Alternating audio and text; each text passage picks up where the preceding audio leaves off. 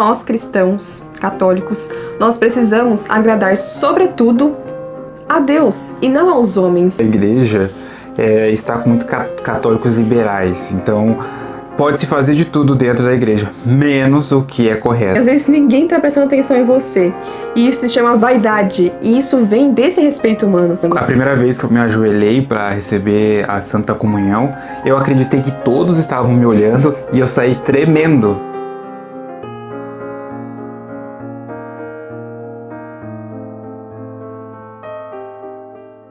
Olá pessoal, no vídeo de hoje nós viemos dar continuidade àquela série de vídeo O Cristão e o Mundo Moderno. Se você não assistiu os vídeos anteriores, clique aqui na playlist. E hoje nós vamos falar sobre um assunto muito importante e que está muito presente na vida das pessoas de hoje. O tema do vídeo de hoje é o cristão e o respeito humano. E o que é o respeito humano? É quando a pessoa dá uma demasiada e excessiva importância à opinião das pessoas. Isso é bastante preocupante para o cristão, que segue a verdade. E daí nós temos um conflito, porque existe uma diferença entre opinião e verdade. Primeiro que nem toda opinião é verdadeira. Então já sabemos por aí que o núcleo para que uma opinião seja verdadeira é a própria verdade, e que opinião e verdade não são as mesmas coisas. Por que há essa confusão? Porque as pessoas, de forma errônea, atualmente usam do seguinte discurso, que existe a sua verdade e a minha verdade. Isto não condiz, não é verdadeiro, porque o que ela tem é uma opinião, e o que eu tenho é a minha opinião, que pode estar as duas erradas, ou as duas corretas, ou uma correta e outra errada e vice-versa. Por quê? Porque o núcleo para que uma opinião seja verdadeira é a verdade. Então, verdade, em suma, se a gente fosse fazer o contrário dela, é o que é falso. O que não, ontologicamente, o que não tem ser. O verdadeiro é o que tem ser. O falso é aquilo que não tem nada, o não ser. E opinião, as pessoas confundem que o importante é ter opinião. O importante é você dar a sua opinião. E hoje as pessoas querem dar opinião sobre todas as coisas. Elas não sabem mais dizer, eu não sei falar sobre isso. Parece algo horrível. Isso é falta de humildade. E assim, como tem um problema da democracia, como já foi relatado neste vídeo aqui, certo? Por que ter opinião é importante? Porque todos querem ser ouvidos e todos querem falar. Mas opinião não condiz necessariamente com a verdade, certo? Esse é o grande problema. E o respeito humano é você respeitar uma opinião com um fundo falso, ou com uma doutrina falsa, ou com imoralidades. Então, opinião é uma coisa e verdade é outra, certo? E quando uma pessoa dá uma importância exagerada para a opinião das pessoas, isso é um grande problema para o cristão. Porque nós, cristãos, católicos, nós precisamos agradar, sobretudo, a Deus e não aos homens. E quando nós agradamos aos homens, muitas vezes nós deixamos de agradar a Deus. Isso acontece em muitos âmbitos da nossa vida. E também em matéria religiosa. Às vezes nós sabemos que algo é certo, mas ainda nós nos importamos com o que os outros vão pensar. E nós temos que deixar isso de lado e pensar e ter a firme convicção de que nós precisamos agradar somente a Deus. Até uma questão filosófica de como que tu vai procurar a verdade se tu tá procurando a opinião alheia. Então também tem um certo ego de dizer a seguinte frase: não, olha, isto é minha opinião, eu penso sozinho. Eu não preciso necessariamente de uma verdade, eu tenho a minha opinião.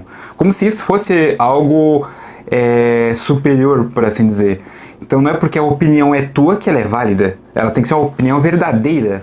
E nós católicos seguimos uma verdade, nós seguimos a igreja, o magistério, tudo o que diz a Santa Igreja nós acreditamos. Então nós temos que seguir o que a igreja diz, que é o que Cristo diz, e não o que os homens dizem. Então nós muitas vezes ficamos preocupados com o que os outros vão pensar e deixamos de fazer aquilo que é correto, que é verdadeiro. Então por que nós temos que nos preocupar com o que os outros vão pensar, se nós sabemos que nós estamos fazendo a coisa certa? Então é buscar uma falsa paz, uma paz que não existe. Porque você vai estar tramando ali com algo errado. Então, por essa necessidade, talvez, de uma aceitação em nenhum grupo, você acaba aceitando uma opinião errada, você não discute, você tem uma paz, essa paz tem dois tipos, né? Uma delas não é meritória, ou seja, é essa que você acaba cedendo à opinião do grupo, por exemplo. Então, esse é o problema, que você acaba se entregando para não discutir. Então, essa falsa paz que alguns obtêm, acabam aceitando o que é errado. O silêncio, ela tem uma certa oposição à paz. Por quê? Porque às vezes as pessoas querem discutir o tempo todo. E esse é um grande problema, talvez, da nossa época. É discutir, mas não que a discussão em si seja algo ruim, mas é discutir superficialmente algo. E como as pessoas vivem sempre na superficialidade dos temas, ou seja, ninguém se aprofunda num tema para discutir, acaba que aquilo ali fica temas superficiais, certo? Sempre algo superficial. E o que acontece? Às vezes, é melhor que você diga que você não sabe. Por quê? Porque se você não sabe, abre o caminho para que você busque aquilo. Tá entendendo? O problema é que nós sabemos de tudo de forma superficial, ou seja, não se aprofunda em nenhum tema, consequentemente, a impressão de que se sabe de muita coisa e um falso intelectualismo vindo do criticismo. E não só isso, às vezes a pessoa pode saber sobre aquilo, mas muitas vezes ela quer discutir para se mostrar. E isso não leva a nada. Muitas vezes não é com esse objetivo, mas também não adianta em nada, porque é como se você estivesse jogando pérolas aos porcos. Então não adianta você ficar discutindo com alguém que acha que a sua opinião é a verdade absoluta. E não vai mudar se você falar seja o que for. Então não adianta jogar pérolas aos porcos. É melhor manter-se em silêncio. E isso é a paz. Ela não está aberta à verdade. Então ela confunde a opinião dela com a verdade. Ela não muda, porque no caso dela vai ficar agarrada à opinião, como se fosse um tipo de idolatria, entendeu? Então ela não se abre à verdade, ela não está aberta, então discutir ali seria algo inútil. E o que acontece? Às vezes, existem pessoas que estão querendo discutir o tempo todo, às vezes, e inclusive na hora do almoço ou na hora da janta, porque são lugares onde tem pessoas reunidas e ali tem os vários assuntos mais diversos possíveis e às vezes, desgraçadamente, assuntos de política. Que não que sejam assuntos ruins, mas as pessoas têm um nível de conhecimento tão superficial que não vale a pena mesmo. E o que acontece é que a pessoa fica tentando discutir. E se você é uma pessoa que sabe sobre o assunto, mas não quer polemizar, por assim dizer, não é paz. Você sabe o que está errado. Mas dar àquela pessoa aquele conhecimento é a mesma coisa que jogar fora. E é onde vem o silêncio. O silêncio, muitas vezes, ele é muito mais... ele perfura muito mais aquela situação. Ele consegue atingir muito mais aquele indivíduo do que uma discussão prolongada. Ou você é um apologeta que vai conseguir dobrar aquele indivíduo, ou você, pelo método do silêncio, um método de descoberta da verdade, você conduz aquela pessoa. E às vezes é um método muito eficaz contra o que ela está falando. Porque, por exemplo, na universidade onde eu estudo, as pessoas ficam sempre no método de autocrítica. Ou criticismo, não sei se esse é o termo certo, mas elas ficam criticando, analisando, criticando, até chegar num tempo que elas se autocriticam e não sabem mais o que estão fazendo. E também, tomando esse exemplo da universidade, muitas vezes se discute lá temas como, sei lá, o aborto, feminicídio, a questão também da Inquisição da igreja.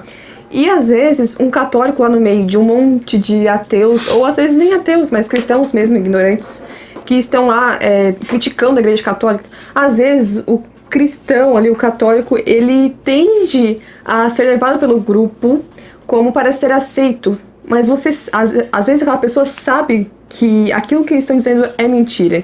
Então por que você vai querer, né, a aceitação do grupo se você sabe que o que eles estão dizendo é mentira? Então às vezes as pessoas são levadas assim pelo grupo, e esse é um grande problema. Um outro exemplo também é na igreja.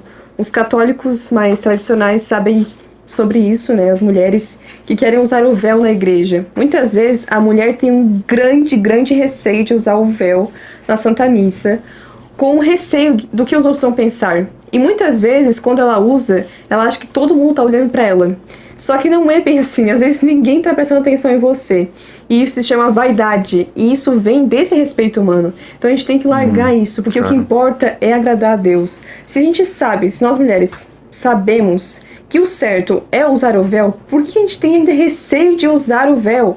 Isso é porque a gente tem medo da opinião das pessoas. Só que elas não importam. Infelizmente a igreja está com muito católicos liberais, então pode-se fazer de tudo dentro da igreja, menos o que é correto, entendeu? Tem esse problema. Então, aquela vez que nós estávamos numa paróquia, inclusive era no rito tradicional, no rito extraordinário, e uma senhora, talvez nunca tenha ido lá, e perguntou se você era católica. Então, quer dizer, o imaginário católico também está bem destruído, né? Por causa desse fato. Muitas vezes é uma oportunidade usar o véu ou outros atos de piedade pública. São uma oportunidade para que você, catequize outras pessoas. É uma oportunidade de você mostrar também o que há de belo na Santa Igreja. E muitas pessoas, muitos católicos que estão entrando na tradição agora, têm esse medo de expressar piedade pública. Sei lá, rezar o Santo Terço na igreja de joelhos, comungar de joelhos, usar o véu, usar uma vestimenta mais modesta. Isso é verdade. As pessoas têm vergonha disso, sendo que isso é o certo, elas sabem que é o certo. Então, isso é a definição perfeita do que é o respeito humano. A primeira vez que eu me ajoelhei para receber a Santa Comunhão, eu acreditei que todos estavam me olhando e eu saí tremendo. Eu também. Eu saí tremendo e nem consegui rezar direito, fazer ação de graça no momento, porque eu estava em choque que eu me ajoelhei perante, a igreja estava lotada, perante um público muito grande e acreditando que... Sendo que você não estava se ajoelhando para as pessoas, mas para Jesus Eucarístico. Então tava esse resquício ainda. Uma das coisas que você tem que podar é essa necessidade de querer agradar o próximo. Às vezes você não quer, que nem a Beatriz falou, mas está dentro de você, um resquício desse respeito humano. Então isso não faz sentido, porque você não está se ajoelhando para as pessoas, mas para Jesus. Você não usa o véu para as pessoas, mas por causa de Jesus Cristo. Então não faz sentido esse pensamento. E isso acontece não só na igreja, mas também na escola e na nossa própria família, que muitas vezes nos julgam também pelo nosso comportamento, pela nossa mudança que é positiva e que corresponde com aquilo que é a verdade. E nós temos receio muitas vezes. Veja, acho que a nossa geração é a geração que acorda desse estágio letárgico que se estava, né? É uma geração, se olhar por um lado, ela acorda, né? E tem a ânsia pela tradição e pela busca da verdade, né? Então, o que acontece? Entre a letargia e busca da tradição, nós buscamos a tradição e, claro, causa um certo conflito no ambiente onde você mora, porque, querendo ou não, existe uma geração de católicos que se tornaram, como é que eu posso dizer, católicos liberais maçons, por assim dizer. E essa geração, que são um pouco mais velhos do que nós, mas não são da idade dos nossos avós, então a idade mais ou menos dos nossos pais, acaba que eles não conseguem entender, porque, veja bem, se tu prestar atenção, tem uma geração de mulheres que já usam calça normalmente.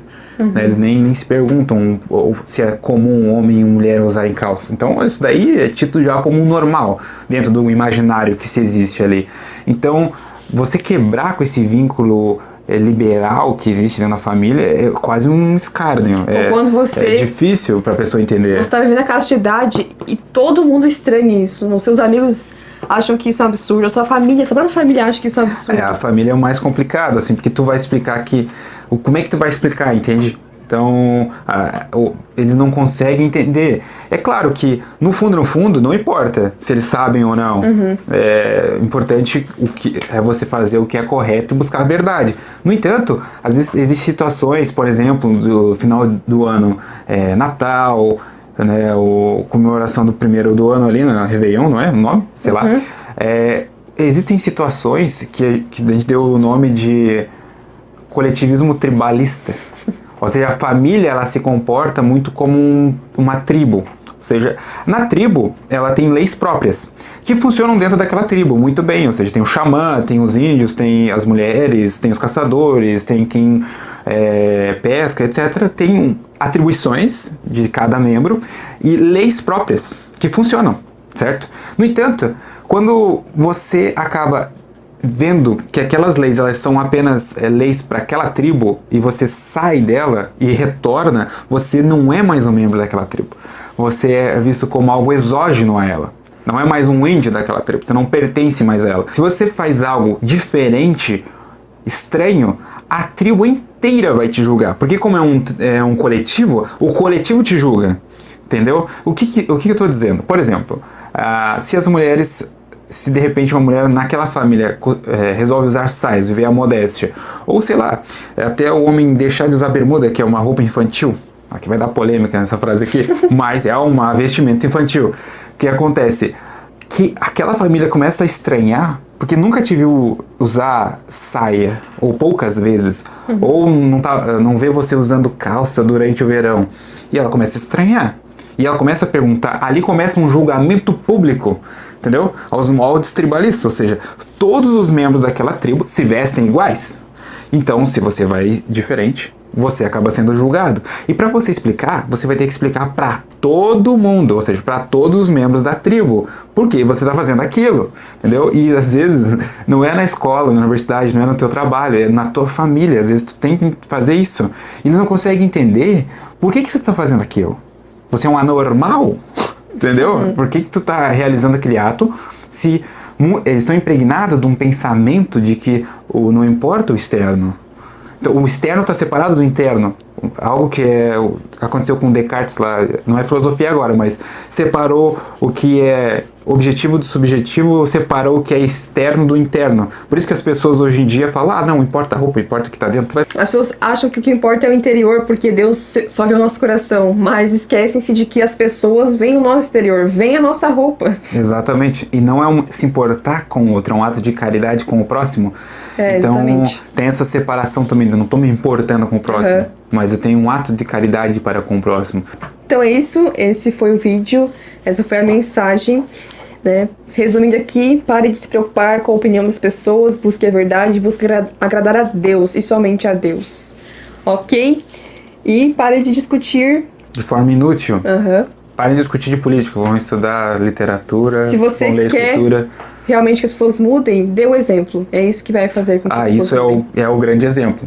É o exemplo. É o testemunho. Exatamente. Então é isso. Se gostaram do vídeo, compartilhe com as pessoas que você conhece, deixe aqui embaixo o seu like e se você ainda não é inscrito, inscreva-se no canal.